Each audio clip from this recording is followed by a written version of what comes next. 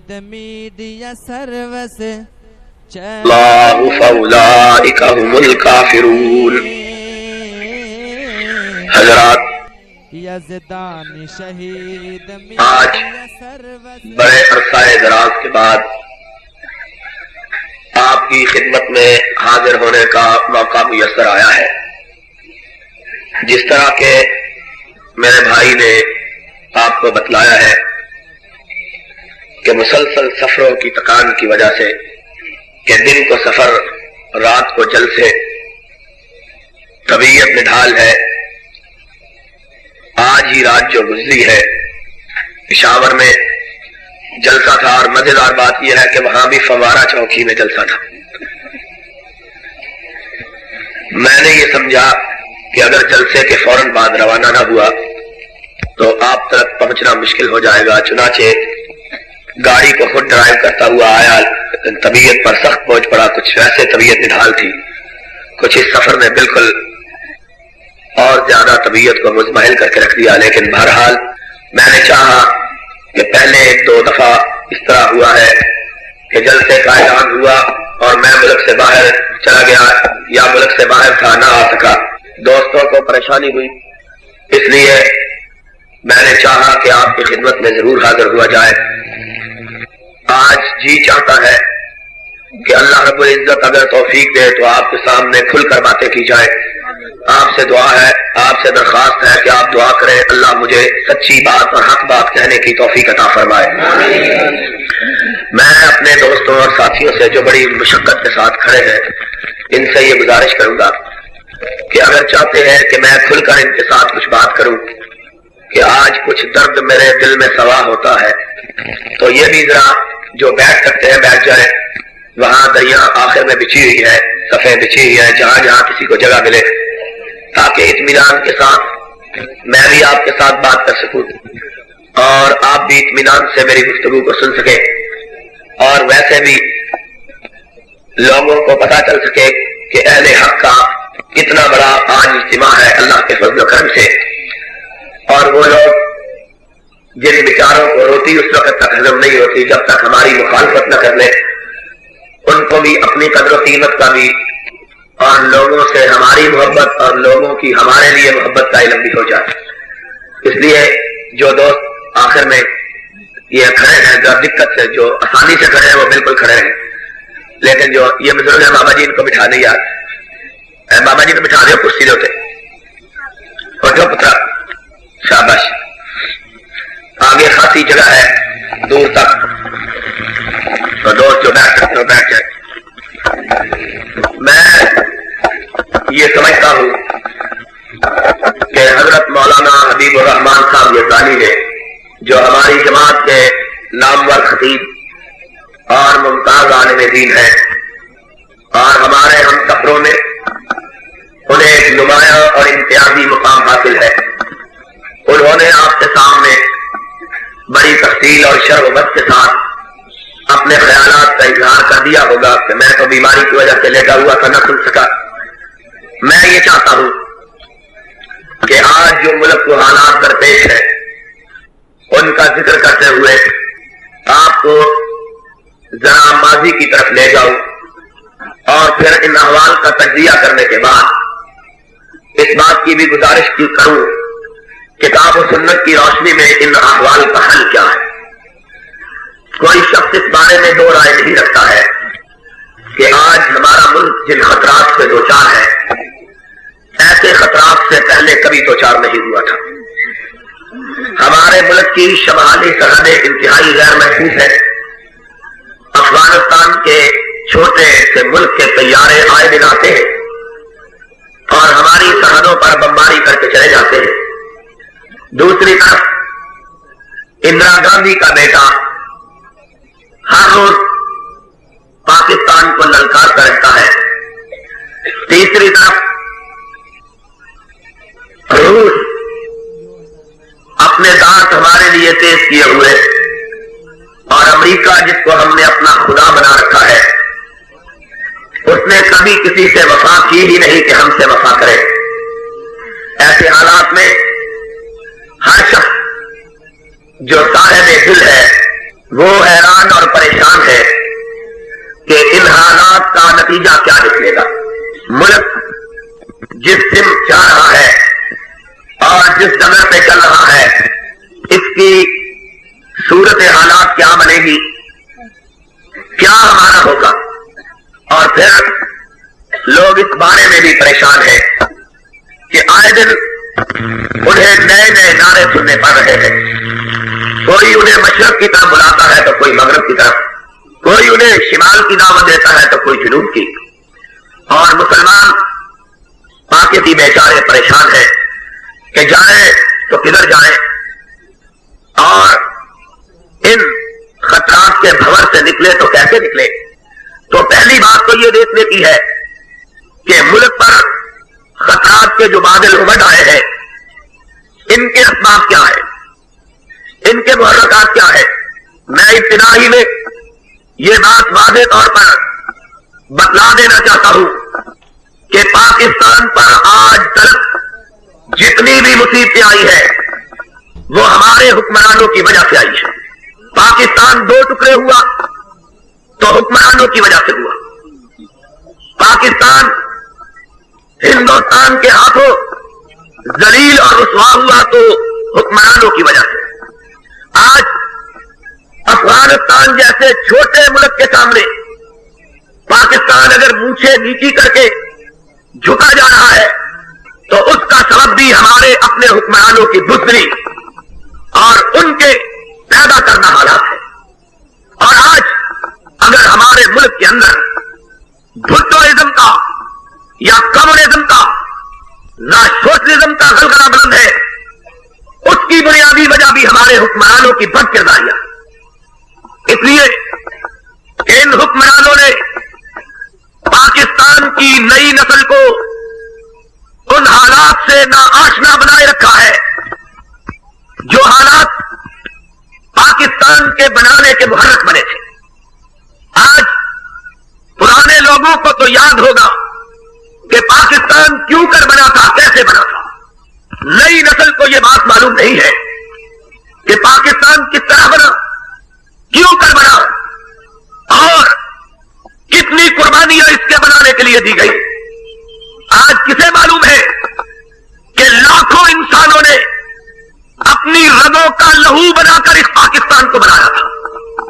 وہ لوگ جو آگ و خون کے اس طوفان سے گزر کے آئے ہیں جسے تقسیم ملک کا طوفان کہا جاتا ہے, ان کو تو معلوم ہے کہ پاکستان کے لیے کس طرح قربانیاں دی گئی تھی. لوگوں نے اپنے معصوم بچوں کو سکھوں کی کرپانوں کی نوکوں پر کاٹتے ہوئے دیکھا تھا. کتنے تقدس محب بوڑھے جن کے ماتھوں کے محراب کو دیکھ کے چاند بھی شرما جاتا تھا, ان بوڑھے لوگوں کو سکھوں کی تلواروں پر لوگوں نے گاجروں اور مولیوں کی طرح کرتے ہوئے دیکھا. کتنی پاک باز بیٹیاں عفت مآب بہنیں جن کے چہروں کو کبھی آسمان نے بھی نہیں دیکھا تھا, ان کے جوان بھائیوں کو, ان کے ماں باپ کو اپنی آنکھوں کے سامنے انہیں بے آبرو ہوتا ہوا دیکھنا پڑا. کتنی مائیں تھیں جن کے دوپٹے نوچے گئے, کتنی بہنیں تھیں جو جوان بھائیوں کے سامنے اپنی عزتوں سے محروم ہوئی, کتنی بیٹیاں تھیں جن کی چادریں ان کے باپوں کے سامنے ان کے سروں سے چھینی گئی, کتنی مسجدیں تھیں جن کو آگ کی چتاؤں میں تبدیل کیا گیا, کتنے گھرانے تھے جنہیں گھر والوں سمیت آگ لگا دی گئی, کتنی قبریں تھیں جو ویران ہوئی, کتنے مدرسے تھے جو خاکستر ہوئے, کتنی قبریں تھیں جو لوگ چھوڑ آئے. آج کس کو یاد ہے کہ خون کا دریا عبور کر کے دنیا کے نقشے میں پاکستان کا نام ابھارا گیا تھا. یہ کائنات کے نقشے میں منفرد ملک ہے جس کے لیے لوگوں کو اس دنیا میں رہتے ہوئے قیامت کا منظر دیکھنا پڑا. آج کسی مہاجر خاندان سے پوچھو، کوئی ایک گھرانہ بھی مشرقی پنجاب سے سالم مغربی پنجاب نہیں پہنچا. گھر سے چلے تو 8 افراد تھے، پاکستان میں داخل ہوئے تو کوئی 2 رہ گئے تھے، کوئی 3. آج کون جانے کہ لوگوں نے اس ملک کو بنانے کے لیے کتنی قربانیاں دی، کس قدر ایثار کا مظاہرہ کیا. اور حیرانگی کی بات یہ ہے کہ ان لوگوں نے بھی اس ملک کے لیے قربانیاں دی تھی، اس ملک کو بنانے کی جدوجہد کی تھی، جن کے شہر، جن کے صوبے، جن کے علاقے کبھی پاکستان میں شامل نہیں ہو سکتے تھے. تمہیں یاد ہو کہ نہ یاد ہو، مجھے یاد ہے سب ذرا ذرا، تمہیں یاد ہو کہ نہ یاد ہو، آج انسان پاکستان کے بنانے کی جدوجہد کی تاریخ پڑھے، اس کے رنگ سے کھڑے ہو جاتے ہیں. بنارس کے مسلمان، مدراس کے مسلمان، پٹنہ کے مسلمان، بہار کے مسلمان، یو پی کے مسلمان، سی پی کے مسلمان، ان سب مسلمانوں نے پاکستان بنانے کے لیے کتنی جدوجہد کی تھی، یہ جانتے ہوئے بھی کہ ان کے علاقے کبھی پاکستان میں شامل نہیں ہو سکتے. لوگوں نے اس کے باوجود، اور جب لوگوں سے پوچھا گیا تم مدراسیوں، بنارس کے مسلمانوں، بہار کے مسلمانوں، یو پی اور سی پی کے مومنوں، تم کیوں قربانیاں دے رہے ہو؟ تمہارے علاقے تو پاکستان میں شامل نہیں ہوں گے.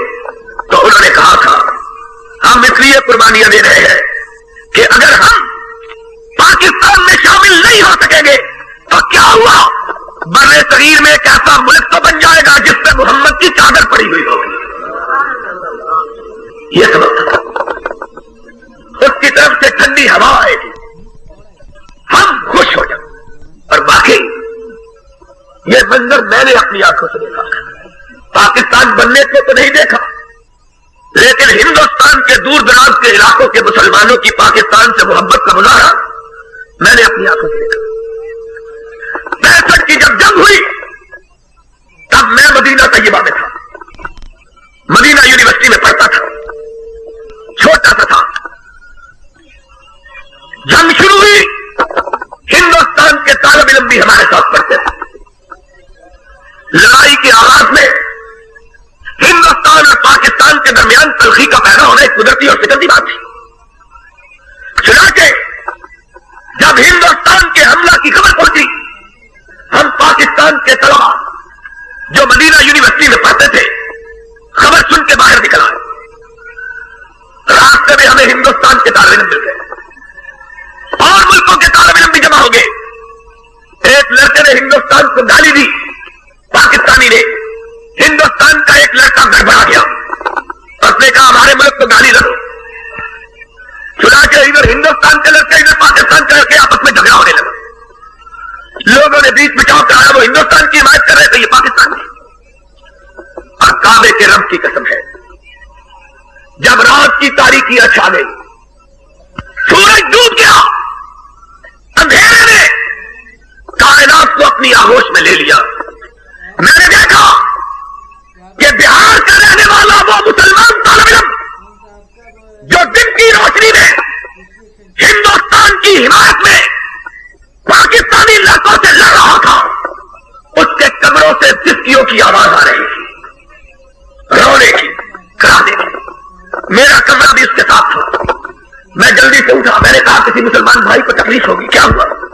اٹھ کے کیا دیکھتا ہوں کہ اس ہندوستانی لڑکے نے کمرے کی بتیاں بجھا رکھی ہے، سر سجدے میں رکھا ہوا ہے اور آنکھوں سے آنسو جاری، منہ سے سسکیاں نکل رہی، اور اپنے رب کو پکار کے کہہ رہے اللہ پاکستان کو فتح عطا کر دے.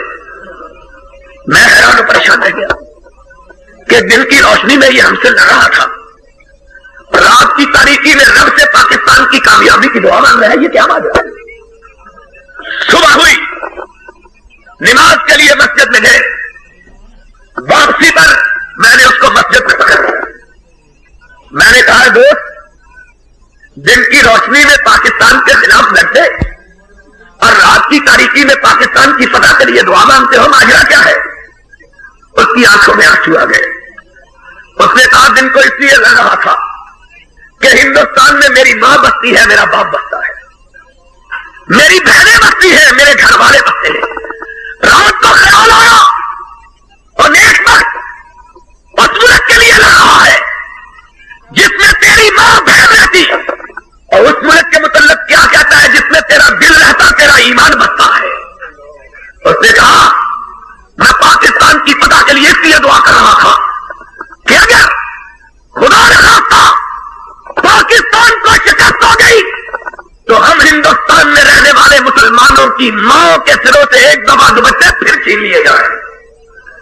اس طرح پاکستان کے بارے میں لوگوں کا خیال ہے، اور اس طرح لوگوں نے اس کے لیے جو بات کا مظاہرہ کیا، یہ تو اپنے تھے. میں نے بیگانوں کو بھی دیکھا. کسی بڑے جلسے میں ایک دفعہ میں نے یہ بات بتلائی تھی موچی دروازے کے جلسے میں کہ انہیں دنوں جب ہندوستان اور پاکستان کے درمیان جنگ ہو رہی تھی، ہم پاکستانی طلبا نے فیصلہ کیا کہ چلو کعبہ میں جا کے کعبہ کے غلاف کو تھام کے ملتزم کو چمٹ کے اللہ سے پاکستان کی نصرت کی دعا مانگتے. مدینہ طیبہ سے ہمارا فاصلہ چلا. رات کے پچھلے پہر ہم مکہ مکرمہ پہنچے. اپنے ملک کے اوپر خطرات کے بادل، حملہ بہت بڑے ملک کی طرف سے. دل گھبرائے ہوئے، روحیں بے چین، لبوں پر سستیاں، آنکھوں میں آنسو، سیدھے کعبۃ اللہ پہنچے. رات کا پچھلا پہر تھا. رب کے گھر کا طواف کیا اور جب ملتزم سے چمٹ کے دعا مانگنے لگے، دیکھا کہ ایک خوبصورت جوان رانا کعبے سے چمٹا ہوا اپنی سستیوں اور آہوں اور کراہوں کا نذرانہ رب کی بارگاہ میں پیش کر کے رب سے پاکستان کی فتح کی دعا مانگ رہا ہے. ہم بڑے حیران ہوئے، یہ کون ہے؟ دیکھا تو معلوم ہوا شاہ فیصل کا بھائی اور مکے کا گورنر مچل رات کی تاریکی میں پاکستان کی فتح کے لیے دعا مانگ رہا ہے. ہم دعا سے فارغ ہوئے. پھر گورنر مکہ کو پکڑ لیا. ہم نے کہا تم کیوں دعا مانگ رہے تھے؟ اس نے کہا کہ میں اس لیے دعا مانگ رہا تھا کہ ہمارے نزدیک پاکستان صرف پاکستانیوں کا ملک نہیں بلکہ محمد عربی کا ملک ہے. ہمارے نزدیک اگر پاکستان کی آبرو کٹ گئی تو سرور کائنات کی امت کی آبرو کٹ جائے. لوگوں کا یہ تصور تھا، لوگوں کا یہ خیال تھا، لوگوں نے اسی لیے قربانیاں دی. اور یہ داستان اتنی لمبی ہے کہ اگر آدمی اس کا تذکرہ کرتا رہے تو رات گزر جائے. ہم نے پاکستان کے بننے کے حالات کو بھی دیکھا. آپ نے بوڑھوں نے اپنی آنکھوں سے دیکھا، ہم نے کتابوں میں پڑھا، اخبارات میں پڑھا. ایک دن میں پنجاب یونیورسٹی کی لائبریری میں پاکستان کے بننے کے زمانے کے اخبارات کو دیکھ رہا تھا. زمیندار اس زمانے کا بڑا اخبار تھا. اس کے اوراق پلٹ رہا تھا کہ میں نے پاکستان کے بننے کے ایام کی ایک کہانی پڑھی کہ ایک ماں گرداسپور سے چلی، اس کے 3 بچے اس کے ساتھ تھے. ایک چھاتی سے چمٹا ہوا، 2 انگلی سے لگے ہوئے. پاکستان کی سرحد تک پہنچتے پہنچتے 3 بچے ذبح ہو گئے. تینوں کے تینوں کو ہندو اور سکھوں نے اپنی تلواروں سے 2 لخت کر دیا. جب آخری بچہ جو دودھ پیتا ہوا ماں کے سینے سے چمٹا ہوا تھا، ان بدبختوں نے ماں کے سینے سے نوچا تو ماں کے منہ سے چیخ نکلی، مجھ کو خنجر گھونپ دو، میرے بچے کو کچھ نہ کہو. اس نے کہا بچہ بچانا چاہتی ہو تو کیا دو پاکستان مرد آباد. ہائے ہائے، لوگوں کے کیا حوصلے، کیا ارادے، کیا ولولے، کیا جذبات تھے. ماں نے چہرہ آسمان کی طرف اٹھایا. اس نے کہا 3 بچے تھے، 2 کٹ گئے، آخری بچا ہے. تم میرے ایمان کا امتحان لینا چاہتے ہو؟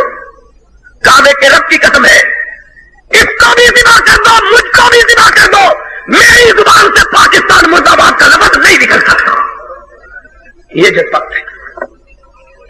اور جب وہ عورت پاکستان کی سرحد پر پہنچی, لوگوں نے, قافلے والوں نے بتلایا بی بی وہ پاکستان آ گیا ہے, تو وہ عورت مسکرانے لگی, اس کے چہرے پہ رونق آ گئی, حنس نے بھی آنکھوں سے آنسو چہرے پہ مسکرا. قافلے والوں نے سمجھا اس کا دماغ چل گیا ہے, بی بی غم نہ کرو, اللہ تمہیں اجر دے گا. ہائے ہائے. اس نے کہا تمہیں کیا احساس ہوا ہے؟ میں نے کہا کوئی بات نہیں بی بی, 3 بچے ذبح ہوئے ہو تو دماغ پہ اثر ہو ہی جاتا ہے. اس نے کہا تم مجھے پاگل سمجھتے ہو؟ میں نے کہا نہیں نہیں, جی میں خیال آیا اس کا دل برا لگا. کہنے لگی کعبے کے رب کی قسم ہے, تم نے یہ جانا کہ 3 بچوں کی قربانی نے مجھے حواس باختہ کر دیا, میرے دماغ پہ اثر ڈالا. اللہ کی قسم نہیں, پاکستان کی سرحد کو دیکھ کر میں خوش ہوں. اللہ تو نے میرے 3 بچوں کی قربانی قبول کر لی, مجھ کو محمد کے دیش میں رہنے کی جگہ عطا کر دی ہے.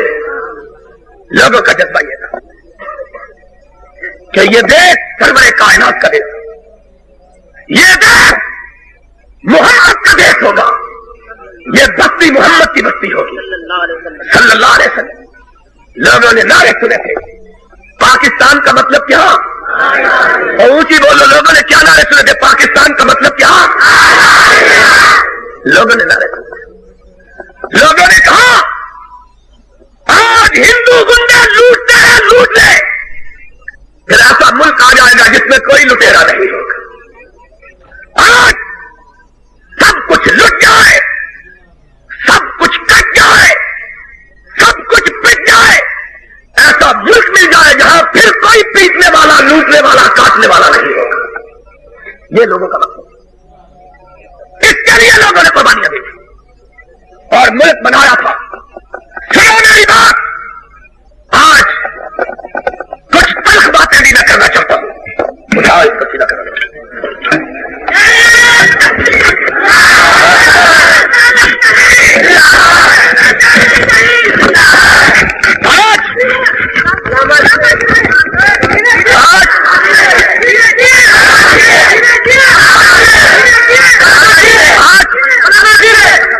آج بات نام نہاد ملو, سرکاری گماشتے, زمین فروش, دین فروش ملا آج لوگوں کو ورگلاتے, لوگوں کو بہلاتے, لوگوں کو پھسلاتے, لوگوں کے ذہنوں کو مشکوک بناتے, جمہوریت کی مخالفت کرتے. کہتے ہیں جمہوریت بتلاؤ, ماشاء اللہ کی ٹانگوں کو حراجیب کی مالش کرنے والوں کہتے ہیں اس کے ہاتھ مضبوط کرو, بیاولا کے کیوں اس کے ہاتھوں کو فالج ہو گیا ہے. شرم کرنی چاہیے. شاعر نے کہا تھا کہ خوف خدا پاک دلوں سے نکل گیا اور آنکھوں سے شرم سرورے کانوں میں کر گئی. آج جمہوریت کی مخالفت کرتے ہیں. بتلاؤ یہ ملک کیسے حاصل ہوا تھا؟ کسی جرنیل کی جگیر ہے؟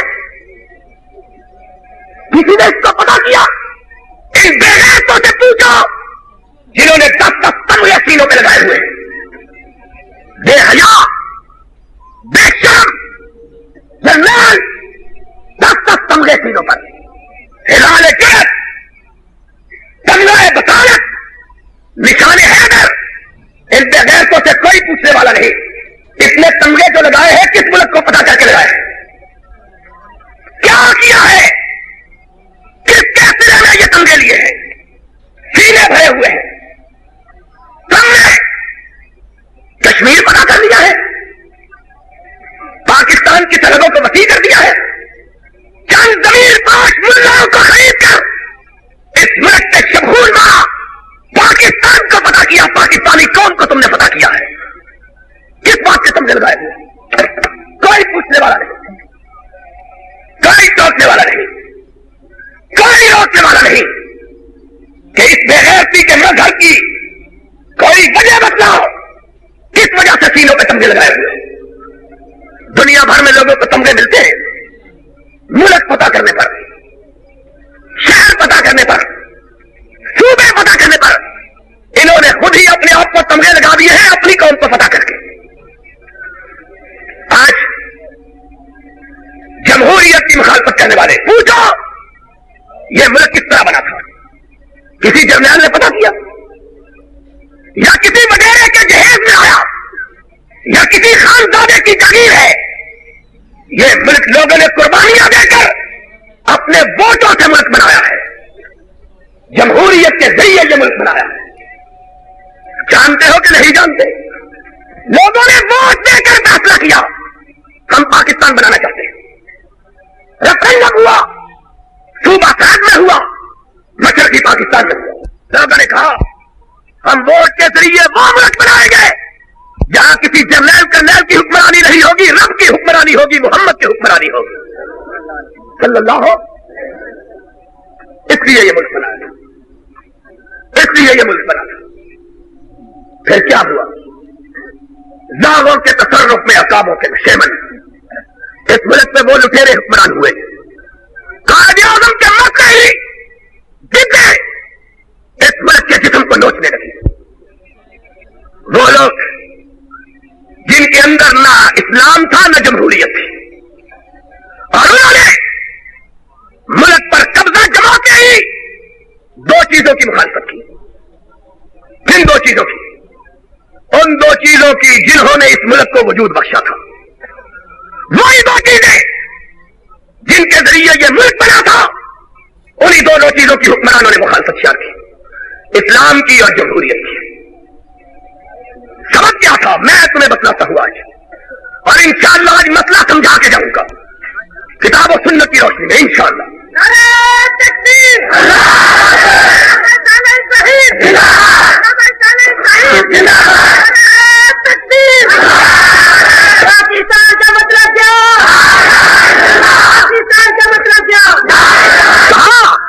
سب سے زیادہ مخالفت حکمرانوں نے ان دو چیزوں کی, ایک اسلام کی اور دوسری جمہوریت کی. کیوں اسلام کی؟ اس لیے مخالفت کی کہ جانتے تھے کہ اگر اسلام آ گیا تو سب سے پہلے جن کے ہاتھ کاٹے جائیں گے وہ ہم خود ہوں گے. چور لٹیرے 39 برس تک اس ملک پہ قابض رہے.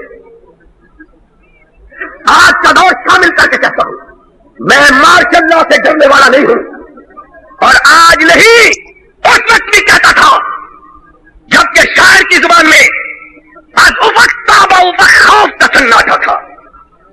آج بڑے لوگ جمہوریت کے چیمپئن بن کے آ گئے. ہم نے اس وقت سیاست میں قدم رکھا تھا جب سیاست کا سلاح آہنی زنجیریں تھیں, اور سرپروشوں کے لیے دار و رسن قائم تھے, اور خانزادوں کے لیے مفت کی جاگیریں تھیں, اور از وقت تابا وقت خوف کا سناٹا تھا, اور رات کی قید میں خورشید کی تنویریں تھیں. ہم نے اس وقت ان ماشاء اللہ کے دجمہوں کو للکارا تھا. 39 برس گزرے, حکمرانوں نے اسلام کی مخالفت, جمہوریت کی مخالفت. اسلام کی اس لیے کہ جانتے تھے اسلام وہ دین ہے جس دین کے لانے والے نے مخزومیہ عورت کی سفارش میں اپنے ساتھیوں کو کہا تھا لو ان فاطمہ بنت محمد سرقت لقطعت یدہا, پلٹ جاؤ. سفارش کرنے والوں, اگر حسنین کی ماں علی کی بیوی محمد کی لخت جگر بھی چوری کرے تو محمد اس کا ہاتھ بھی کاٹ ڈالے گا. جانتے تھے اسلام وہ نظام ہے جس میں اگر گورنر مصر عمرو بن عاص کا بیٹا ایک غریب کے بیٹے کو مارتا ہے اور غریب کا بیٹا مدینے میں آ کے دعائی دیتا ہے, وہ اسلام تیری دعائی, تو فاروق آرڈر جاری کرتا ہے جاؤ گورنر مصر کو بھی گرفتار کر کے لاؤ, اس کے بیٹے کو بھی گرفتار کر کے لاؤ. اور جب عمرو بن عاص نے کہا امیر المومنین میرے بیٹے نے تو گناہ کیا, میرا قصور کیا ہے؟ فرمایا تیرے بیٹے کو مارنے کی جرت تیری وجہ سے ہوئی ہے. اس لیے اس کو بھی پیٹا جائے گا، تجھ کو بھی پیٹا جائے گا. جانتے تھے اسلام وہ اسلام ہے کہ جس کی روشنی میں فاروق اعظم کا بیٹا عبداللہ ابن عمر مسلمانوں کی چراگاہ میں چڑھنے کے لیے اپنا اونٹ لاتا ہے. متولی چراگاہ اس کے اونٹ کا رجسٹر میں اندراج کر کے اسے چڑھنے کے لیے چھوڑتا ہے. امیر المومنین کو خبر ہو جاتی ہے، بلاتے ہیں، فرماتے ہیں جاؤ عبداللہ کے اونٹ کو چراگاہ سے باہر نکال دو. اس نے کہا امیر المومنین اس نے قصور کیا کیا ہے؟ اپنا ڈنڈا اٹھا لیا، کہا چلے جاؤ، سوال کرنے کی ضرورت مت کرو. کہا امیر المومنین تیرا بیٹا پوچھے گا جواب کیا دوں گا؟ فرمایا کیا دینا تیرے باپ نے واپس کر دیا ہے. اونٹ واپس ہوا. امیر المومنین کی بارگاہ میں عبداللہ ابن عمر پہنچے. بابا کیا میں مسلمان نہیں ہوں؟ فرمایا اللہ کا شکر ہے تو مسلمان ہے، اور وہ مسلمان کے سرور کائنات اس دنیا سے رخصت ہوئے تجھ پہ راضی تھے. کہا بابا میں نے جہاد نہیں کیا. فرمایا اللہ کا شکر ہے جس نے مجھے مجاہد بیٹا عطا کیا. بابا پھر کیا قصور کہ عام مسلمانوں کے اونٹ مسلمانوں کی چراگاہ میں چل سکتے ہیں، میرا کیوں نہیں چل سکتا؟ اسلام یہ تھا. فاروق نے جواب دیا بیٹے تم امیر المومنین کے بیٹے ہو، لوگ امیر المومنین کے بیٹے نہیں ہیں. فرمایا بابا اس میں غلطی کیا ہے؟ فاروق نے نگاہ آسمان کی طرف اٹھائی، آنکھوں میں آنسو چھلکائے، کہا بیٹا مجھ کو معاف کر دو، مجھے ڈر ہے کہ کہیں چراگاہ کا متولی نگران تیرے اونٹ کو زیادہ اس لیے توجہ نہ دے دے کہ امیر المومنین کے بیٹے کا اونٹ ہے. مسلمانوں کے اونٹوں کی حق تلفی ہو جائے، قیامت کے دن تیرے باپ کو سوال کیا جائے، پھر کو واپس پلٹا دے. میں قیامت کے دن کے محاسبے سے ڈرتا ہوں. جانتے تھے اسلام آ گیا ان کی لوٹ کھسوٹ جاری رہ سکتی. آج امیر المومنین، آج بھی ایک امیر المومنین ہے. امیر المومنین خلیفۃ المسلمین صوفی ضیاء الحق صاحب رضی اللہ تعالیٰ عنہ، یہ بھی امیر المومنین. اور کئی مولوی اس کے غم کی وجہ سے دبلے ہو گئے، اس کو دم کر کے دے رہے ہیں. مولوی جی میں نے ایک مولوی کو پوچھا اس کو دم کیوں کرتے؟ کہتے ہیں انشاءاللہ کسی کی نظر نہ لگ جائے. میں نے کہا نظر لگنے کے لیے یہ مونچھوں والا ہی رہ گیا ہے، چہرہ دیکھو تو ایسا معلوم ہوتا ہے جس طرح بینڈ ماسٹر ہے، یہی نظر لگنے کے لیے رہ گیا، یہی رہ گیا. سنا اسلام کی مخالفت اس لیے کی اور شرم سے ڈوب نہیں مرتے. اور سی آئی ڈی کے لوگوں لکھو غلط ہو تو مجھ پہ مقدمہ چڑھاؤ. کعبے کے رب کی قسم ہے اگر بات چھوٹی ہوئی تو قیامت تک محمد کے ممبر پہ قدم نہیں رکھوں گا. اگر سچ ہے تو جاؤ ان حکمرانوں کو کہو کہ اپنے چہروں پہ کالک مل کے دور ہو جائیں. جتنا اس شخص نے سرور کائنات کے اسلام کو رسوا کیا اتنا کسی دوسرے حکمران نے نہیں کیا. ابھی بتلاؤں گا. اس شخص کے گورنر کے بارے میں مولویوں نے نہیں کہا، اخباروں نے نہیں لکھا. اسمبلی کے فلور پر جو ملک کا سب سے مقدس فرش ہوتا ہے اس اسمبلی کے کمرے میں کھڑے ہو کر ضیاء الحق کے اپنے ممبروں نے کہا کہ فضل حق جنرل فضل حق سرحد کا گورنر سمجھ رہے بلیک مارکیٹ کیا ہے، ہیروئن سمگل کرتا ہے، چرس سمگل کرتا ہے.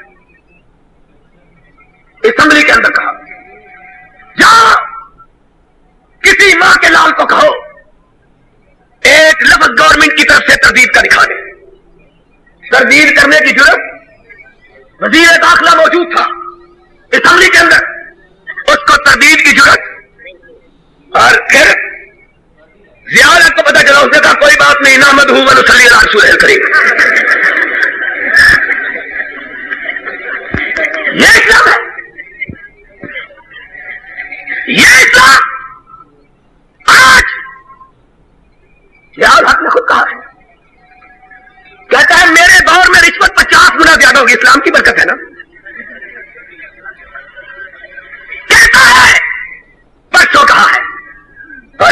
سارے بھائی پریشان ہوئے, کہنے لگے ساڈا تو منہ سک گیا, تہاڈا دفاع کر کر کے تسی کی کری جا رہے ہو. سنڈے کے تیل کی مالش کرنے والے ان کمزور ٹانگوں پر کہتے ہیں بڑا مسلمان ہے جی, ایسا مسلمان کبھی آیا نہیں. اور مسلمان کراچی میں کھڑا ہو کے کہتا ہے میرے دور میں اسلام کا ایک حرف بھی نافذ نہیں ہوا. اس کو کہتے ہیں مدعی سست گواہ. یہ تو چست بھی نہیں, چست سے بھی کچھ آگے ہے. میڈیا سروس یہ قصیدے پڑھ رہا, وہ کہتا ہے مجھ سے کچھ نہیں ہوا. کون سچا لائے ہے کوئے یار سے لوگ خبر الگ الگ. یزدان ہم کو بھی کچھ بتلاؤ. میڈیا سروس اسلام دشمنی کو وتیرہ بنایا. کیوں؟ جانتے تھے اگر اسلام آ گیا سب سے پہلے جن کی پشتوں پہ کوڑے مارے جائیں گے وہ حکمران ہوں گے. اسلام تو وہ مذہب ہے اور جس مذہب کے بارے میں ایک انگریز وہ رکھ سکتا ہے کہ میں نے دنیا میں اس سے زیادہ عمل پڑا اور حکمرانوں کی ناک میں نکیل ڈالنے والا مذہب کبھی نہیں دیکھا. کیوں کہ کعبے کے گرد ایک بادشاہ ہے وقت طواف کر رہا ہے, سر پہ تاج شاہی رکھے, زرتار کبا پہنے, اور کتنا بڑا شہنشاہ, 60,000 مسلح آدمی اس کے پہرے کے لیے, 60,000 1400 برس پہلے. ایک غریب بھی کعبے کا طواف کر رہا ہے, پھٹے ہوئے کپڑوں والا, الجھے ہوئے بالوں والا, رب کے گرد گھر کے گرد گھومتے ہوئے بے خودی طاری ہو گئی. ہائے ہائے, بے خیالی میں اس کا پاؤں بادشاہ کی قبائے زرتار پہ پڑ گیا. بادشاہ نے دیکھا ایک پھٹے ہوئے کپڑے والوں نے میرے کتے پر میری کباب پہ پاؤں رکھ دیا, تھپڑ مارا, اس کا ڈانٹ ٹوٹ کر باہر آ گیا. اس نے کہا واہ اسلام, ہاں اسلام پیاری دعائی. اور ساتھ ہی اس کے منہ سے کیا نکلا, کہنے لگا فاروق قیامت کے دن تیرا گریبان ہوگا, مجھ فقیر کا ہاتھ ہوگا. تیرے ہوتے ہوئے ایک فقیر کی آبرو لٹ جائے. امیر المومنین کو خبر ہوئی, اٹھے فرمایا جاؤ غساسنہ کے تاجدار, غساسنہ کے بادشاہ کو گرفتار کر کے لاؤ. درباری بیٹھے ہوئے تھے, کہنے لگے امیر المومنین نیا نیا مسلمان ہوا ہے, 60,000 فوجوں کا سالار ہے, اور اس سے بھی بڑھ کر بادشاہ, اور اس سے بھی بڑھ کر ایسی جگہ پر آباد ہے جو انتہائی سینسٹیو ہے, مسلمانوں کے سرحدی علاقوں کا نگران نگہبان ہے. امیر المومنین اگر اس کو کچھ کہا گیا تو مسلمانوں کی سرحدیں غیر محسوس ہو جائیں گی. کیا اسلام؟ فاروق نے سنا, پھر گمبیا کہا جاؤ اس کا پکڑ کر لاؤ, اور غریب کے بیٹے کو کہا اس کو اس وقت تک تھپڑ مارتے رہو جب تک کہ اس کا دانت ٹوٹ کر بھی باہر نہیں آ سکتا ہے. لوگ حیران. امیر المومنین مسلمانوں کی سرحدوں کا خیال کیجیے. فاروق نے کیا جواب دیا؟ فرمایا مسلمانوں کی سرحدوں کو خطرے میں دیکھ سکتا ہوں, اسلام کی سرحد کو خطرے میں نہیں دیکھ سکتا. قیامت کے دن اگر اس غریب نے دعویٰ دائر کر دیا تو رب کی بارگاہ میں میرا جواب کیا ہوگا؟ اسلام حکمرانوں نے سب سے زیادہ مخالفت اپنے دور حکومت میں اسلام کی. کیا وہ سمجھتے تھے کہ اسلام آ گیا تو ان کی لوٹ کھسوٹ جاری رہ سکتی, ان کی چوریاں, ان کے ڈاکے ختم ہو جائیں. اور دوسری مخالفت کی جمہوریت. کیوں؟ اس لیے کہ جمہوریت لوگوں کو حوصلہ دیتی ہے کہ گریبانوں میں ہاتھ ڈال کے پوچھے تم نے یہ کیا ہے تو کیوں کر کیا. آزادی رائے, آزادی اظہار, حق بات کا اعلان. جمہوریت آ جائے گی, لوگ حق کہیں گے, ان کی تاریکیاں حق کا مقابلہ کر سکے گی. اور نام ہائے ہائے, بدقسمتی کی بات ہے کہ جنگ اپنے مل گئے سہارا دینے کے لیے. انہوں نے کہا جی جمہوریت کی مخالفت کرو کیونکہ اسلام میں نہیں ہے. حالانکہ کائنات کا کوئی مذہب ایسا جمہوری نہیں ہے جتنا محمد کا لایا ہوا اسلام جمہوری ہے. جس نے گڈائیوں کو یہ حق بخشا کہ فاروق کو مسجد نبوی کے اوپر محمد کے منبر سے نیچے اتار دے.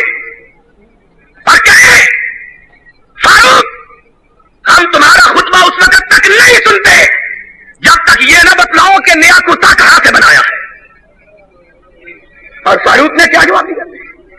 ان کو ماشاء اللہ آرڈیننس کے تحت گرفتار کر لو، دفعہ 16 لگا دو. سنا آواز دی، اور مجمع میں میرا بیٹا عبداللہ موجود ہے، عبداللہ اس کے خیب میں. فاروق نے فرمایا بیٹے اپنے بابا کی صفائی بیان کرو، وگرنہ تیرا بابا قیامت تک محمد کے منبر پہ قدم نہیں رکھے گا. جمہوریت گانا مخالف یا کا دور ہو، ایوب کا، سکندر مرزا کا دور ہو جو پہلے ناظم الدین کا، بھٹو کا دور ہو یا ضیاء الحق کا، سب نے دو چیزوں کی دشمنی کو اختیار کیا تھا. اور آج ہمیں اس لیے زیادہ شکوہ ہے کہ سن 77 کو پاکستان کی حکومت میں قبضہ کرتے ہوئے ضیاء الحق نے کہا تھا میرے دو مقصد ہیں، ایک احتساب، دوسرا اسلام. بولو کیا کہا تھا؟ ایک احتساب، دوسرا یاد ہے کہ نہیں؟ کہاں احتساب کروں گا لٹیروں کا، قوم نے کہا کرو. کہا اسلام نافذ کروں گا، قوم نے کہا یہ ہماری آرزو، اسی لیے پاکستان بنایا تھا. کیا ہوا؟ 9 برس گزر گئے اور آج جاؤ لوگوں میری بات کو نوٹ کر کے جانا اور دنیا کے کسی عالم سے پوچھنا، اگر ماں نے دودھ پلایا ہے تو کوئی عالم انکار کی جرات نہیں کرے گا کہ جتنی توہین اسلام کی ضیاء الحق نے کی ہے پاکستان کے کسی حکمران نے اتنی توہین نہیں کی. کیا کیا ہے مجھ سے پوچھو.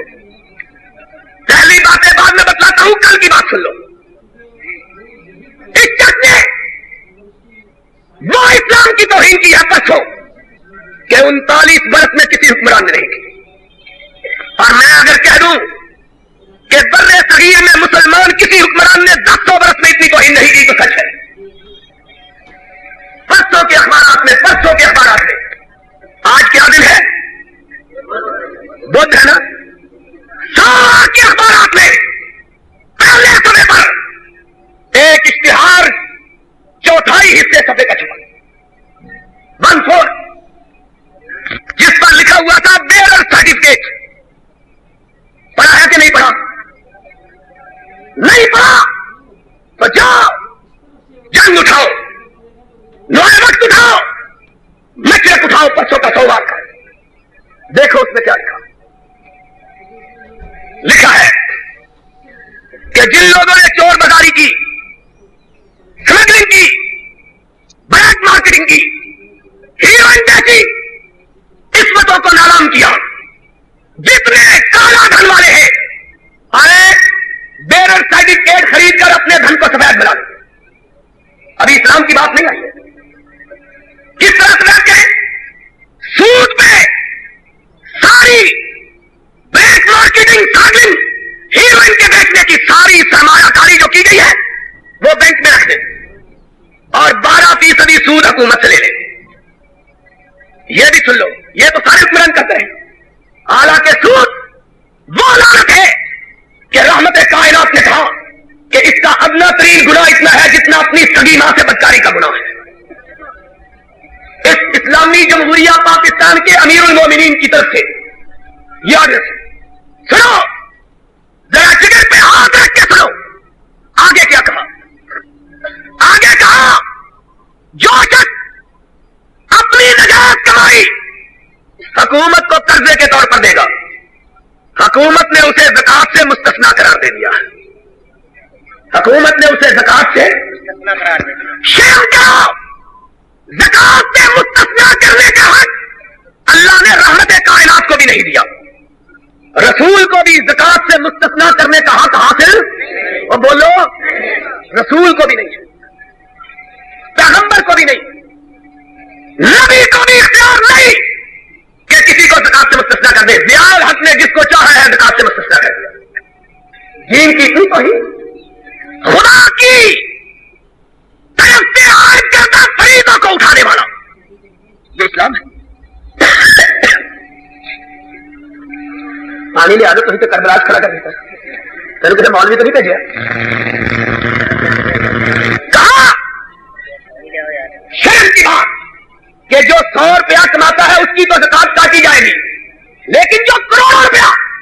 ضیاء الحق کے کہنے پر سود کے لیے جمع کرواتا ہے، اس کی زکات کاٹی نہیں جائے گی، بلکہ پیغمبر صاحب نے اس کو مستثنا کر دیا۔ شرم کرو، یہ جرات بر صغیر کی ساری تاریخ میں کسی مسلمان حکمران کو نہیں۔ پھر اس نے کیا کیا؟ شراب بھٹو نے پاکستان کے مسلمانوں کے مطالبے پر ان کی تحریک پر سن 76 میں ممنوع کرا دی۔ پتا ہے کہ نہیں؟ 76 میں بھٹو نے شراب پر پابندی عائد کی۔ امیر المومنین نے مونچھوں پہ ہاتھ پھیر کے مولویوں کے سر پہ ہاتھ رکھ کے شراب کو حلال کر دیا۔ میں الزام لگاتا ہوں، کوئی ماں کا لال اس الزام کی تردید کرنے کی جرات کرے، ہمارے خلاف باتیں کرنا یہ تو آسان ہے۔ جرات کرو، میں بتلاتا ہوں، پاکستان کا کوئی بڑا ہوٹل ایسا نہیں جس میں شراب اس طرح نہیں بک رہی جس طرح کھانے بکتے ہیں۔ ابھی پچھلے دنوں کی بات ہے کہ مدینہ یونیورسٹی کے شیخ چانسلر مامو کانڈن کی کانفرنس کی صدارت کے لیے آئے، وہاں سے واپس پلٹے، لاہور میں تشریف لائے۔ ہم نے لاہور کا ہلٹن ہوٹل نام لے کے کہتا ہوں، وہابی ہوں، وہابی، کسی بزدل ماں کا بیٹا نہیں ہوں۔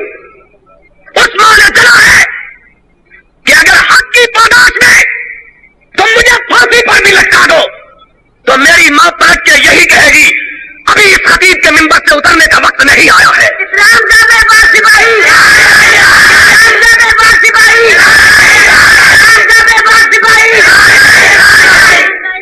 تم نے اس کا اسلام پر رسوا کیا۔ ہلٹن ہوٹل میں 13 تاریخ کو شیخ کو میں لے کے گیا، گاڑی پہ بٹھایا۔ ہلٹن ہوٹل کا کمپاؤنڈ اس کا پھر لوگوں سے بھرا ہوا تھا، بڑے ہوٹلوں میں رش نہیں ہوتا۔ شیخ حیران ہوئے کہ یہ کیا بات ہے، اتنے لوگ ہیں۔ میں خود بڑا حیران ہوا، آج کیا ہو گیا یہاں؟ شیخ نے پوچھا، میری بدقسمتی، میں نے اپنے ڈرائیور کو کہا جاؤ پتہ تو کر کے آؤ کیا بات ہے، آج ہمارا راشد میں لڑائی نہ ہوگی۔ ہائے ہائے، اور پھر اس نے جو جواب دیا، جی چاہتا تھا کہ زمین پھٹ جائے، آسمان ٹوٹ پڑے۔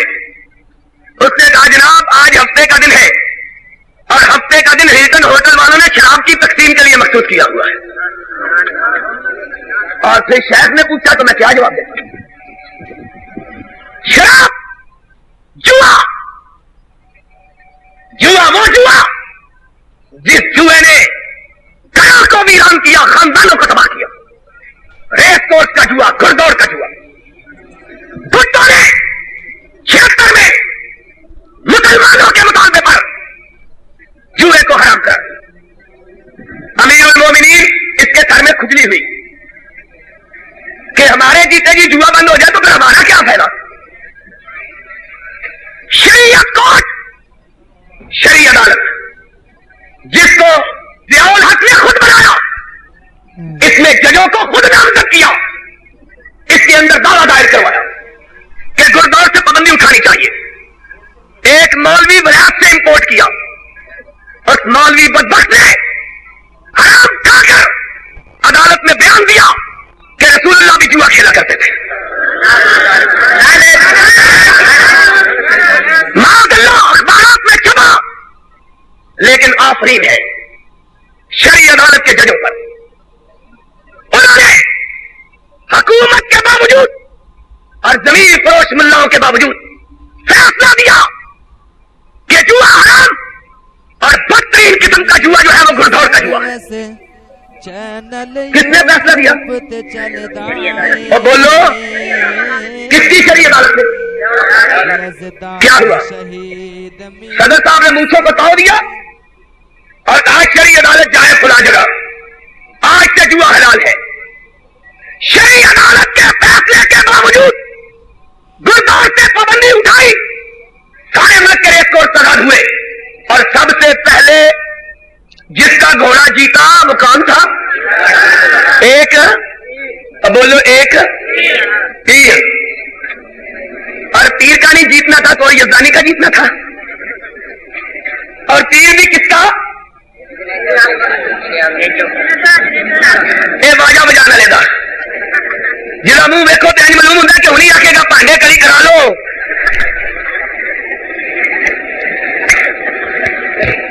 سب سے پہلا جوا پڑھا کے لیے اخبارات کس نے پابندی پابندی اٹھائی ہے؟ اور کس نے اٹھائی پابندی؟ کارے کے لوگوں بتلاؤ کس نے پابندی اٹھائی؟ اسلام ہے یہ. اور پھر ہم کو کہتے ہیں بے نظیر آ گئی ہے. اس کے لیے ہمارے فالق زدہ ہاتھوں کو مضبوط کرو. ہم نے کہا بے نظیر کا فتنہ بھی اگر جگایا تو تم نے جگایا ہے. میں اگر سوچتا ساما ہوں تو یہ روزے سیاہ خود دکھایا ہے میرے گھر کے چراغاں نے مجھے. اگر آج لوگ بھٹوازم کو یاد کرتے ہیں تو تمہاری بدعمالیوں کی وجہ سے کر رہے ہیں. اور ہم کو کیا ڈراتے ہو؟ ہم نے تو بے نظیر کے باپ کا بھی مقابلہ کیا تھا. ہم تو لڑکی سے ڈرنے والے اور بولو ہم نے تو اس کے باپ کا بھی مقابلہ کیا تھا. اور لڑکی سے تم ڈرو جو مرد نہیں ہی گئے ہو ہی گئے. مرد لڑکیوں سے ڈرا ہم کو کیا کروا؟ ہم نے فیصلہ کر رکھا ہے اللہ کے فضل و کرم سے اب اس ملک میں چلے گا یا رب کا قرآن چلے گا یا محمد کا فرمان چلے گا.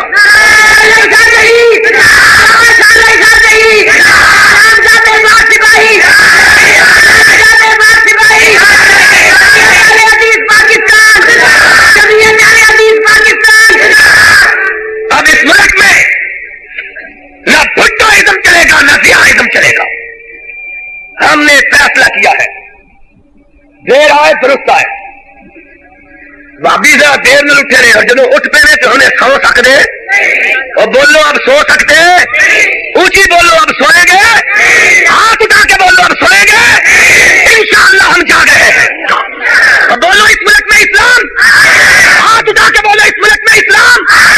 اور جو اس کی راوت میں رکاوٹ بنے گا یہاں سے جا کے رہے گا انشاءاللہ. دنیا کی کوئی طاقت اب اس ملک میں اسلام کو آنے سے روک سکتی؟ کہتے تھے بابی تو ہے کوئی نہیں. موچی دروازے میں جلسہ ہوا مجھے لوگ کہہ رہے بابی کتوں آ گئے. میں نے کہا کیوں کی گل ہوئی ہے؟ کہہ رہے ہم تو سمجھتے ہیں پاکستان میں بابی آئی کوئی نہیں. تو میں نے کہا آج کیا دیکھا؟ کہہ رہے موچی دروازے میں اتنا بڑا جلسہ آج تک کسی کا ہوا ہی نہیں. زمین سے اوپر ہے کہ آسمان سے اوپر ہے؟ میں نے کہا سنو اب تک ہم لحاظ کرتے رہے قوم کو جگاتے رہے. اب قوم جاگ پڑی ہے. اب قوم اور بولو جاگ رہے ہو کہ نہیں؟ ستے رہے ہو؟ جاگ رہے ہو کہ نہیں؟ اب قوم جاگ پڑی ہے انشاءاللہ. اور جاگی ہوئی قوم کو دنیا کی کوئی طاقت سنا اللہ کے فضل و کرم سے.